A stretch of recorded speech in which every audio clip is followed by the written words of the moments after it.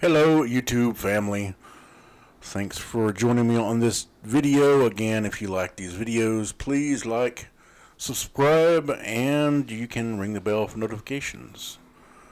But thanks again for joining me on this video, and what I'd like to do is introduce you to this guy. This is Matt. You may look at this photo and think, he looks like some no-name actor on his way to do a reading for the part of Norman Bates in some remake of Psycho. Or perhaps he's just a grown man that wears teenage boys' suits. But this is Matt Gaetz. He is a congressional representative from Florida's 1st Congressional District.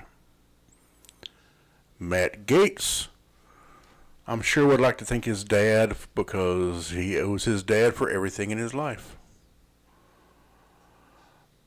And Matt Gaetz, being from a wealthy, prominent, powerful family in Florida, has had the privilege of not having any ramifications for all the mistakes he makes in his life. In 2008, Matt Gaetz was pulled over for speeding. He was driving his father's Beamer on his way home from a nightclub. A cop stopped him, and when he went to the window, he noticed that Matt Gaetz seemed to have watery, bloodshot eyes and seemed to not really have his motor skills about him.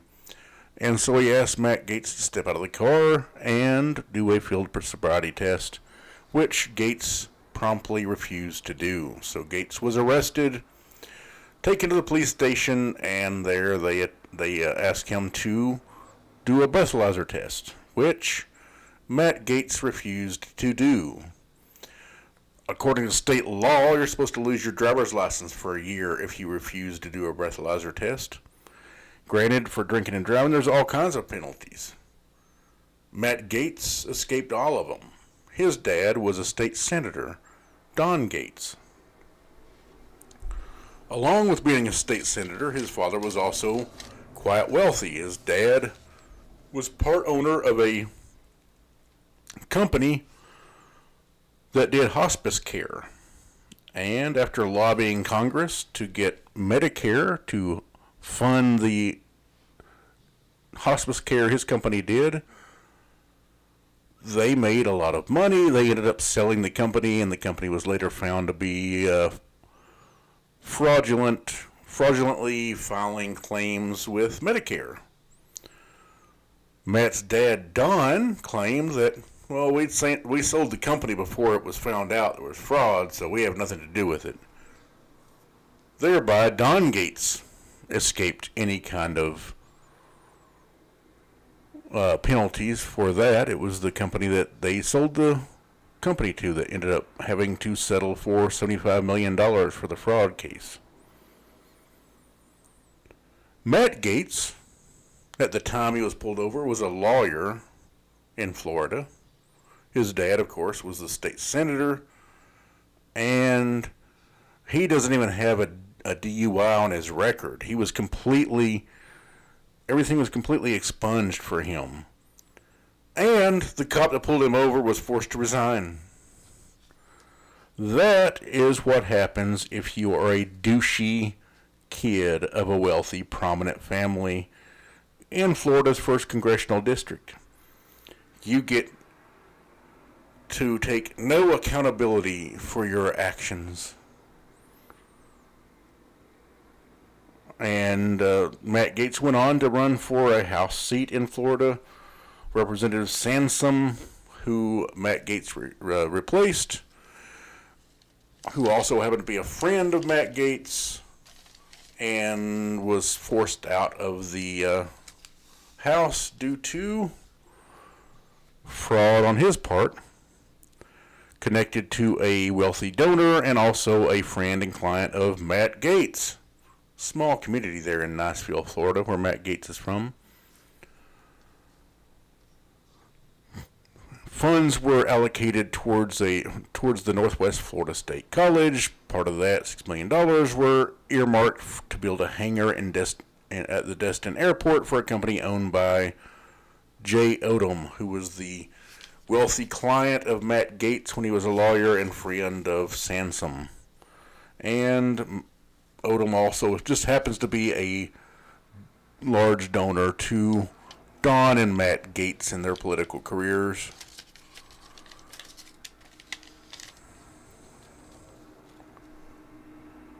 And Matt Gaetz won his Florida seat.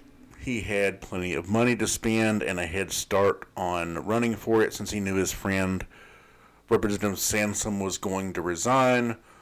Matt Gaetz became a representative in the state of Florida. And he also courted some really big money donors that included real estate developers like Ray Odom, who was the guy that the $6 million was spent from state funds to help build his hangar at the airport, healthcare companies, and a local beer baron, which is handy for Gaetz since he likes to drink beer and then go driving.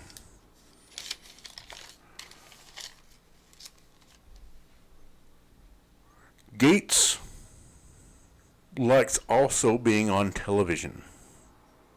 He likes attention, and so far it seems like his proclivities in politics lean more towards saying outrageous things and drawing attention than actually being a statesman, being a legislator, or trying to govern. Matt Gaetz raises large amounts of money when he ran for the House seat that he's in. He raised 5 times more than his Republican rivals in the primary. He raised more than 50 times that of his Democratic rival, because we're talking about very small state-level politics running for a single district in a state.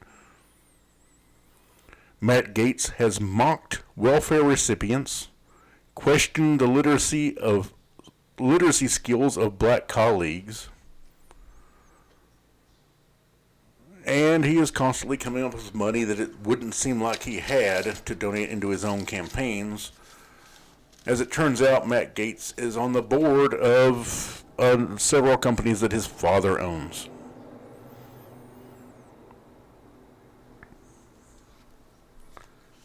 Matt Gaetz, since he's been elected to Congress, has appeared on Fox News more than 70 times. Sean Hannity has campaigned for him in Florida. And in his first term in the House, which started in 2017, he missed more votes than everyone except 7 other members. So you can always count on Matt Gaetz to not show up and do his job. But that's Matt Gaetz. He's also the guy that took this photograph, then looked at it and said, "Yep, nailed it. Looks normal. This is how people pose when they pose for a photograph. It doesn't look like at all like I'm some kind of alien that came here and inhabited a human skin and is trying to fit in."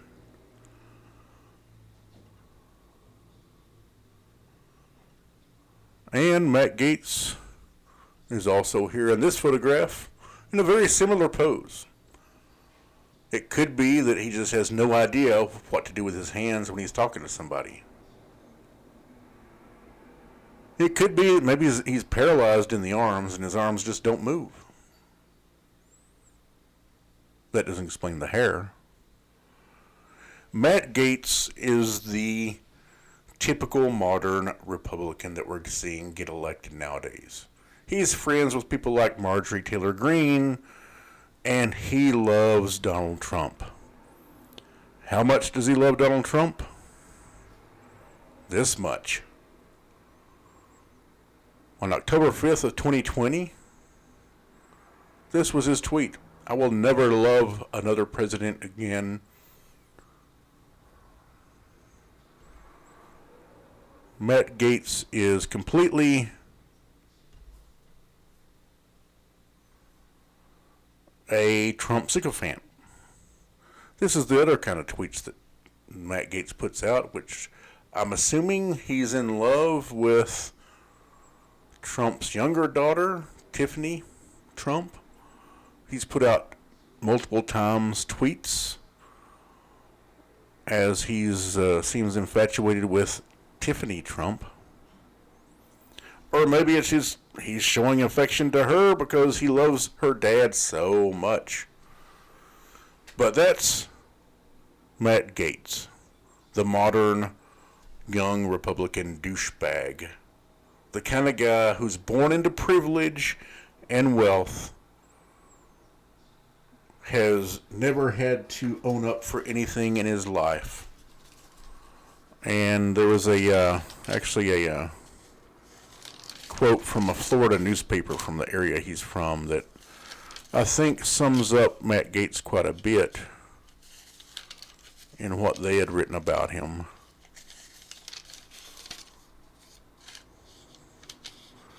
Which I should have earmarked better. But basically that Matt Gaetz is a privileged, never done anything good kind of kid. He's never done anything particularly noteworthy or relevant or praiseworthy. He's just the douchey kid. His dad was a politician, and he's looked at that and said, looks like a pretty easy gig. I want to do that too. I mean, he soaks up tons of corporate money. He legislates none at all. And he spends all of his time trying to get on television, trying to make outrageous statements, trying to belittle people so that he will get on television, always praising Donald Trump because that's the supporters that Matt Gaetz is trying to curry. And he's in a very strong Republican district. Florida's 1st Congressional District is in the Pensacola, Panhandle, Gulf of Mexico type of area in Florida. And he seems to have strong support. He's won very solidly in his elections, despite actually accomplishing nothing. I mean, that's the unfortunate thing with the Republican Party right now. They're electing people whose whole goal is to stand out, say outrageous things, be a cultural warrior, and has no interest in actually legislating and governing and crafting any legislation that's going to help anybody in any way, shape, or form. It's all sensationalism. And the thing is, the news media plays to that because nowadays, cable news, they're trying to make money. So they're going to put on the Marjorie Taylor Greens and the Matt Gaetzes. And these people are going to flourish in the Republican Party because it seems like Republican voters don't really care. They'll elect anybody with an R by their name. They don't really care who they are. They don't care what they stand for. There is nothing religious or Christian or family values or any of this garbage they claim to be standing for about Matt Gaetz. He's a party kid from a wealthy, prominent family, and he's never had to face any repercussions for any of the things he's done in his life, including DUI, refusing a breathalyzer.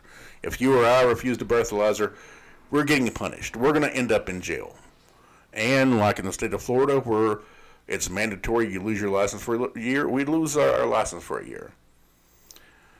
But for douchebags like this, no repercussions. None at all. So that is who I wanted to focus on today. Matt Gaetz, completely useless in Congress, but he's been elected, reelected, and he will get reelected again. His next move, I would assume, would be to become a senator in Florida, because congratulations, Florida. You've proven that douchebags like this is who you want to represent your state. The privileged, goofball white kids straight from the frat houses and the parties and the drinking and driving right into politics, right into Washington, because politics means nothing anymore. But thanks for watching. Have a good day.